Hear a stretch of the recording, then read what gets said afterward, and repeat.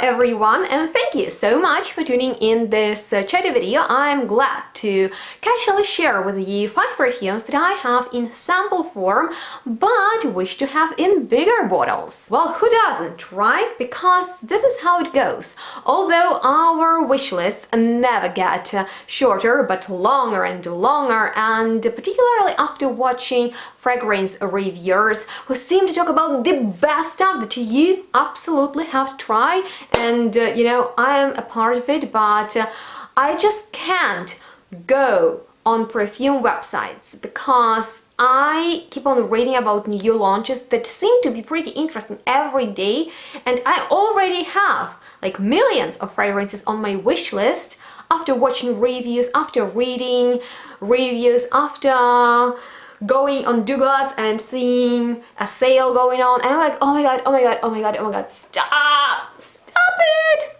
But I'm here to talk about 5 fragrances, 5 samples that I have and truly love and truly want to have in bigger bottles, because I have a feeling I can do so much with them, and I will tell you in this video why I think these are special and I want to spend my money on them. So I'm not sure if you like this video, so let me know your feedback if you like chatty videos like this, and I would also love to know which samples that you want to buy in big bottles. And do you like samples or bottles? I have a feeling that 99% will go with a full-size bottle, which I understand because it's so pretty to look at them, right? And I have really mixed feelings about samples and full-size bottles. On the one side, full-size bottle is like a bottle, you know, it's just like you have it, you can spray a lot and just enjoy it. But once I get it, I'm just like done, and I move on to something else. And samples are pretty cute because I'm not as careful with them. I can spray a lot and I'm not afraid to run out of them. So I would like to know your opinion on that, and also how you deal with this fragrance addiction and the enormous amount of new releases. And every time I see my favorite brand release a new perfume, that's heartbreaking to me, because I really want it, but I'm like, oh, better buy some materials and blend your own fragrances. But that's a whole other story that I don't want to get into. But I would like to remind you to follow me on my social media, where I do post and write a lot about samples that I get, and I also create stories and show you which perfumes I receive. So I don't necessarily mention samples on my channel because here I review those fancy bottles. But if you want to know which perfumes I'm wearing daily and just find out more about my life, follow me on Instagram and Facebook. I'm also on Patreon. Links are below, check out the description box, and on that note, let me tell you about these 5 perfumes that I'm hoping and praying to get. And they are not on my wish list, so this is something new. I want to begin with Meet Me on the Corner, and it's by 4160 Tuesdays. And now I'm not here to hype Sarah McCartney's perfume skills, nor I want to rave about 4160 Tuesdays, because I've already done that a lot of times, and I have quite a few fragrances from this house, and Sarah McCartney is one of those perfumers whose work I truly admire, and I like how, okay, I'm doing it, okay, I'll keep that short. I like how she works with materials. I like the ideas behind her fragrances. I like that they are adventurous, that they are not too mainstream. And this fragrance was a crowdfunding project, if I'm not wrong, and it's an honor to the 60s and 70s citrus chypres, and it's kinda called after an old song that you can watch after this video. I'll leave a link for you on the screen or down below. But anyway, Meet Me on the Corner is actually inspired by those times when we needed to arrange the meeting with our friends at fixed place and be there, because there were no cell phones and mobile phones, and believe it or not, but I lived in that time. not in the 60s or 70s, but like time without phones. And so I received a sample of it, all right, and I knew I like it. But you know, this is citrus perfume, and I'm not the biggest, like, I'm not crazy about citrusy perfumes. I like citrusy notes in the perfumery, but if it's just a citrusy composition, ooh, not necessarily my jam. But Sarah McCartney is my jam, and so are her perfumes. And so I received the sample, right? I smell it, it's like, oh, nice. Let me actually spray it again. Oh, nice.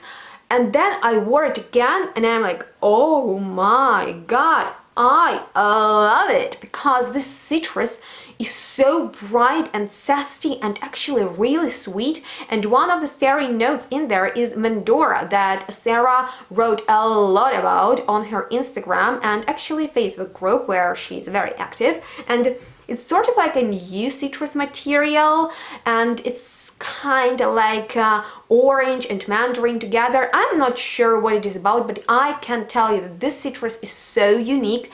It's with apricot-y aftertaste, and there is also the note of Vera moss, which is a synthetic replacement for the natural oak moss, which is rather deep and mysterious, mossy and herbal. And this one is so sheer and so modern and very elegant, not like intense mossy and citrusy perfumes.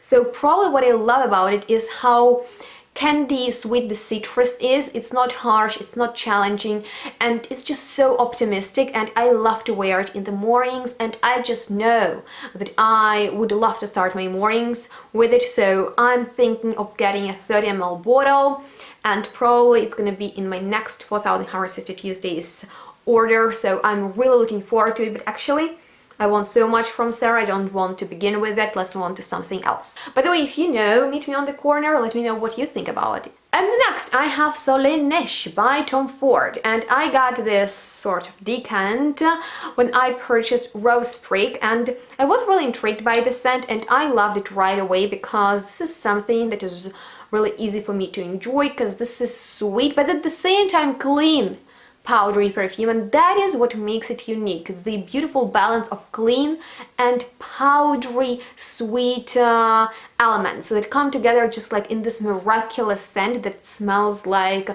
perfumed skin. And it's gonna be awesome for the summertime. I know I could wear it every day, at least that is what I'm trying to tell myself, just to justify such an expensive purchase. Who is not surprised that DSH is on this list? I am not sure if you're sick of hearing me talking about DSH perfumes, but this is like my favorite brand ever, and Dawn offers over 300 perfumes, and I want all of them. Although a lot of her fragrances are very similar, I don't care, I just love, like, she's another perfumer whose work I love.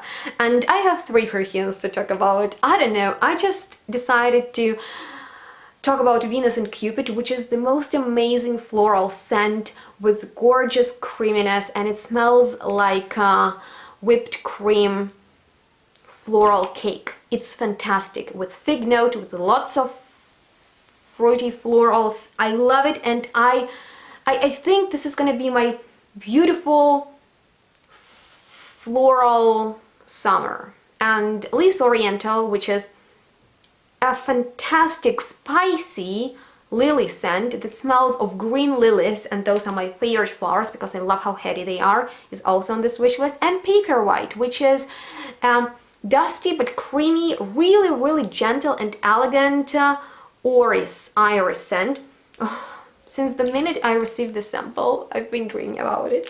Let's move on to the next thing. And that is Rose is Greedy by Mancera. And I have a lot of Manceras on my wish list, and I think since I don't have anything from this brand, this is a nice start, because this fragrance is so seamlessly blended, it's hard to describe it by the notes. I can tell you it smells like the most elegant musk on the floral petals, but it is more than that. It is more than that. It smells like the life of expensive expensive person, of rich person that wears expensive clothes, expensive perfumes, drives expensive car, lives in expensive house, eats only in the restaurant. Oh my god, it's so elegant, and I want a bottle of it to keep in my purse that I can spray on myself when I'm going somewhere, and I just know that it will be appreciated by everyone and I will enjoy it. And it's clean and musky and floral. It's so feminine, so good. Like literally, I think I'll buy it. I think I will buy it really soon, because this is one of the most universal fragrances I can get, right? Do you know it? What do you think of it? Oh, and the final one is Picavada by Xerjoff, the sample of which I don't have with me here.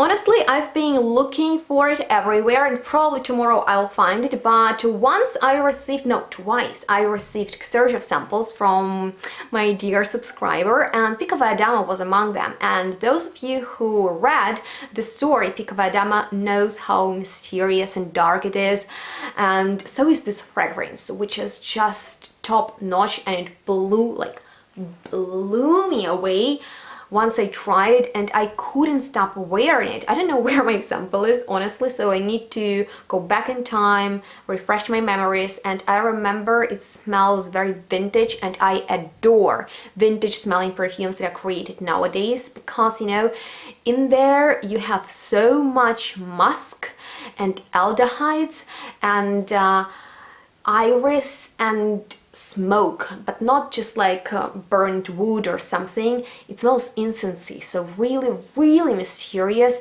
You're not afraid to wear it, but it's definitely a perfume that's not a joke, you know, it's like a serious fragrance. And that's where I made a promise to myself that it's gonna be a present from myself to myself on my 30th birthday, because at this point I can't afford it because it's so expensive, like it's damn pricey. It's gonna be the priciest perfume I've ever got, but it's worth it because the longevity is out of this world. It is seriously so strong, and the most amazing thing was to put on a sweater with the Picavadama on it in a week after I wore it, and it was just like, oh yes, it's just such a satisfying experience.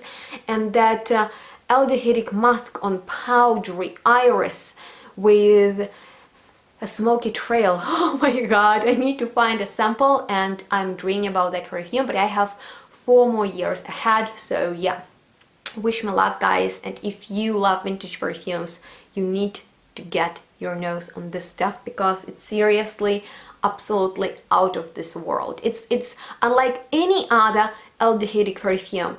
It smells so intoxicating. It literally soaks you into it, and it's dangerous, but you can't really resist. At least I can't. And even that price, which is the scariest part of it, doesn't scare me. And that completes this video, which I hope you had at least fun watching. And if you did, make sure to like it, and make sure to subscribe to my channel if you're new here. And of course, don't forget to leave me a comment below which fragrances that you have in sample format you want in big full-size bottles. I would love to know what are your dreams, and please make sure to subscribe, like, let me know what you want to see from me next, and thank you so much for watching this one.